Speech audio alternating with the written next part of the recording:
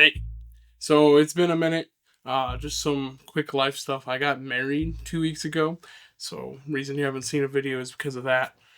But something I did see while I was on my honeymoon was some rumors for the new Canon C50. And as someone who shoots primarily on Canon, uh, I was pretty interested. I was pretty excited.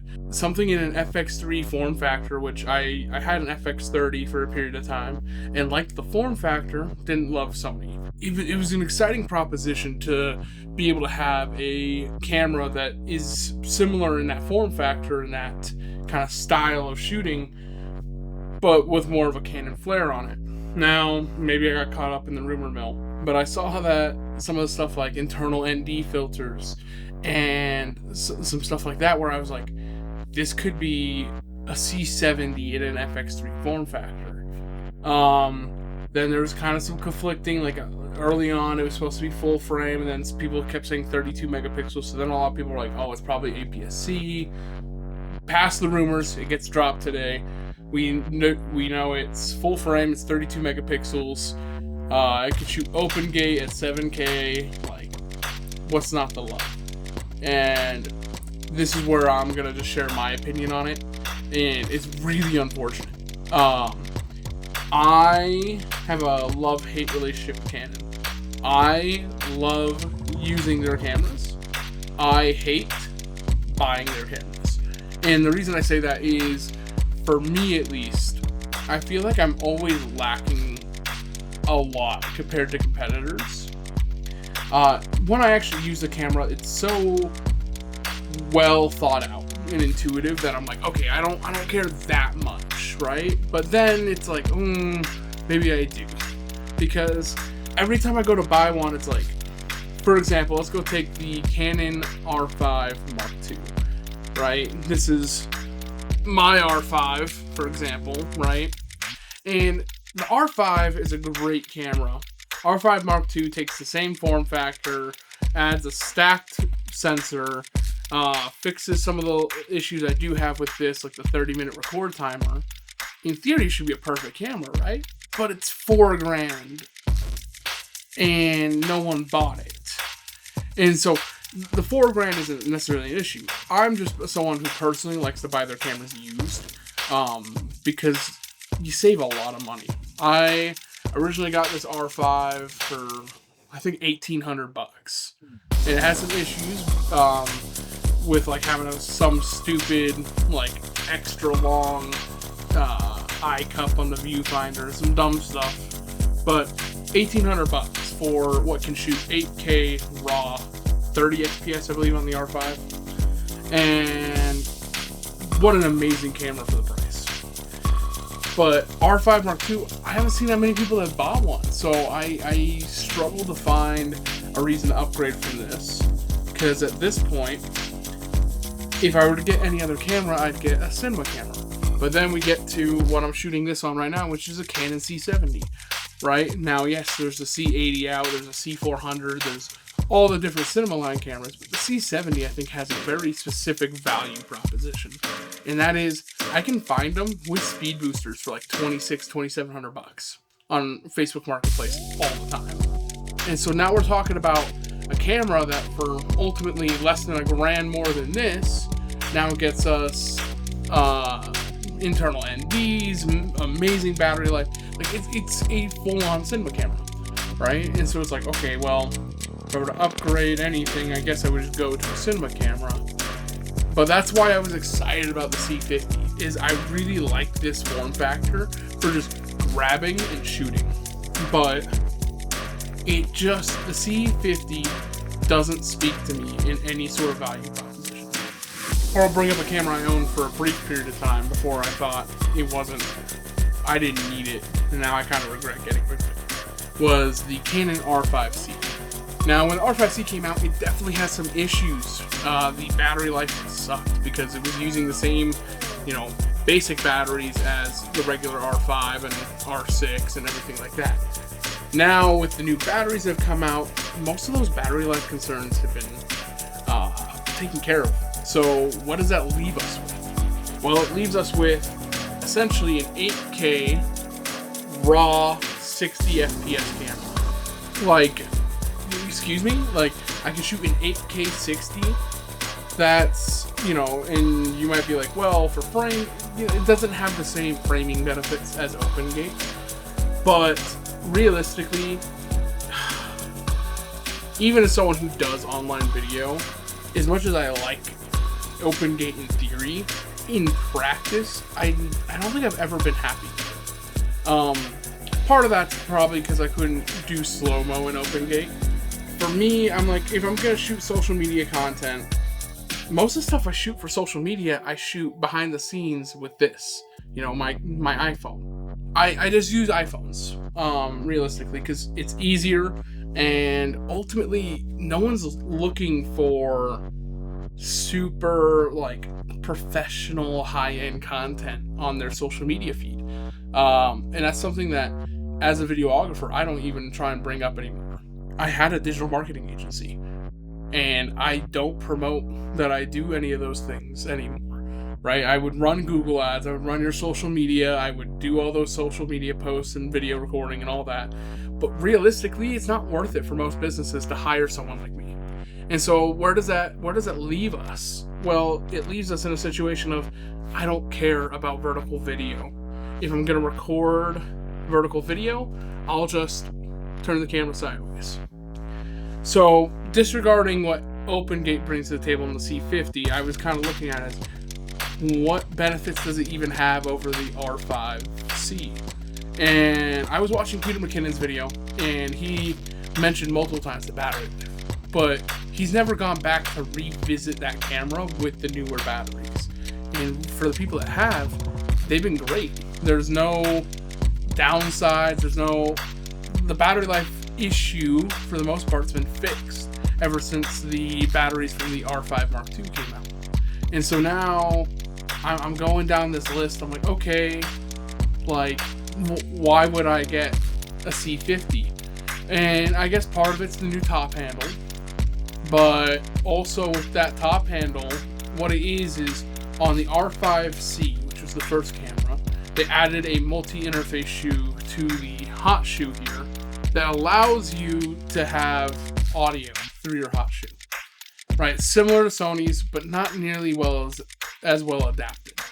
And so Canon's got one, I believe, and then now they have the top handle for the C50. But I'm like, okay, if let's battle this out. If I bought an R5C, I can just there's a Tascam model that like literally just goes right on there. I can build my own top handle system, which honestly, looking at the top handle from the C50, I'd probably prefer, because that top handle on the C50, either you have to screw your monitor in close to you and then like tilt it over your hand, which I always find uncomfortable because I like getting a good top-down grip like this, not like holding it like this.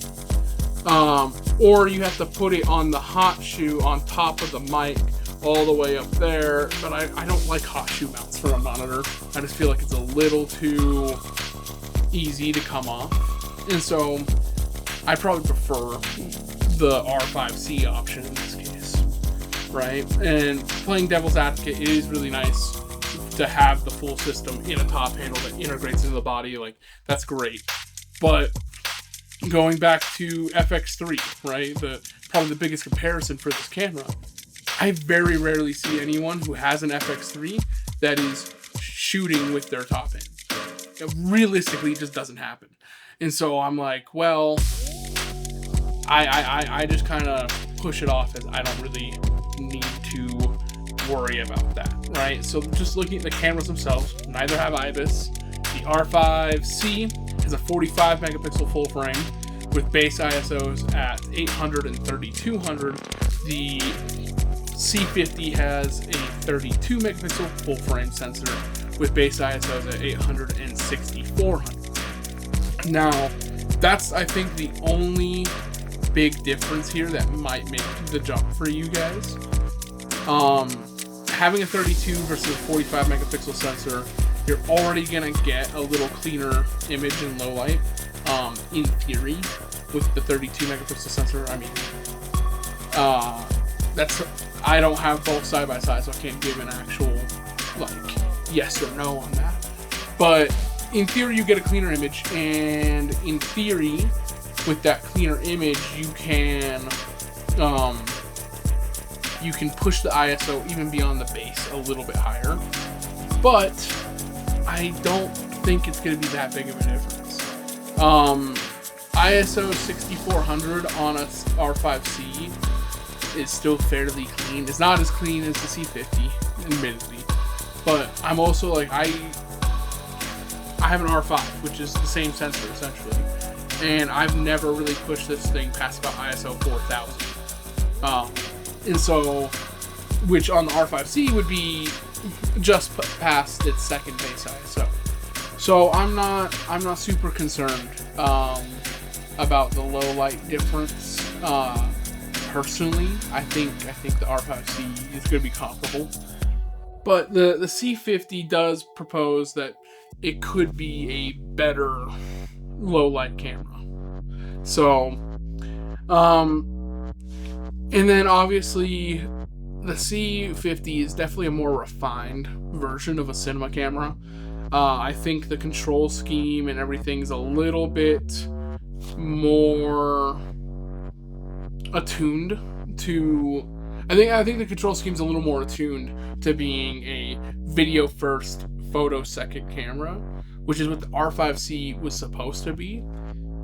But I'm also, as someone who shoots mostly video these days and has a photo first Canon camera, I think this is fine for video for most of the projects that you would want a hybrid camera. I think for me at least, if I needed a full-on video camera for a project, or like if I needed to do more video than what I could do on this, I would get a full-on cinema camera for that project, right? It's like, what's the barrier between what you use for photo / video and just like a full-on video camera? And I think that barrier, like at a certain point, you just need to go to a full-on cinema camera. If you're trying, some people may not need to do that. I'm definitely in the camp of like, I've considered and still consider getting a R5C. I'm in a position where I have, like, I'm shooting this on a C70 and I have the R5 right here. I don't really need another camera, but if I were to do any sort of changes to my gear, I would consider swapping this for an R5C potentially, or keeping this as my pure photo camera and getting an R5C as my hybrid stays in my bag camera, and then having a C70 as my like, this is a video only project camera. Right, and so if it were me on set, right, I'm like trying to think of a situation here, right, and which cameras would I want to choose? If I'm doing a video only production, C70 would be the way, right, or a C80, any of the cinema line cameras that are a little beefier than what the C50 is would probably be my first choice. Then going down to photo only, obviously I'm just going to choose an R5, R5 Mark II, R1, R3, whatever is the best photo camera for the situation. And so it leaves us in kind of a, well, what's that in between? And the C50 is supposed to be that in between, right? Where, hey, it's going to be a video project, but you're going to have to take some photos. And again, I just don't think that it's the right camera. I think the R5C will do a better job of like studio video work and on the go photo work than the C50. The R5C still has a viewfinder, still has a like photo first kind of feel. The only downside to the R5C is that it's not as compact of a form factor, but I'm also like, it's not that much more than what a regular R5 is. And so I don't know. I'll leave it up to you guys in the comments to see what you think. But I think we're at a very interesting point where their camera technology has come so far that buying a brand new camera may not be the move for most people. And that's the realization I'm coming to, is the C70 is not a bad camera. It's just, with used R5Cs on the market, I'd rather save the, $1,000, plus to get the R5C and spend that on the extra gear that I'm gonna need to rig the thing out, right? Even if you buy that C50, you're still gonna have to rig it. And so it's like, yeah. And or if I was someone with just an R5 and I'm like looking for something that's more video focused to replace this with, well, this is still an amazing photo camera. We've not really surpassed what this can really offer. I mean, like, yeah, we have stacked sensors and global shutter and some of that stuff, and so maybe if you're a big sports photographer, it might be worth a change. But also, if you bought the R5, you were never the sports photographer. You're just a generalist or a photojournalist, or there's so many different reasons why the R5 is a great photo camera. And so then if I'm coming into this and I already have a photo camera, I'm not going to go buy the C50. I'll go buy a full cinema line camera like the C70 or C80. Because, especially like I said with the C70, you can get a C70 with a speed booster for less than what you can get an R5C for. And so it's like, might as well. If I'm going to spend the money to upgrade, I might as well just get a camera that's specifically for video and then have my photo specific camera. If I'm coming into this with no camera at all, I don't even know if I go Canon these days. And that's tough to say. It's like, who do you go with? I think if you aren't in a camera system at all, you have to choose where you're going to have the most growth opportunity if you're a solo creator.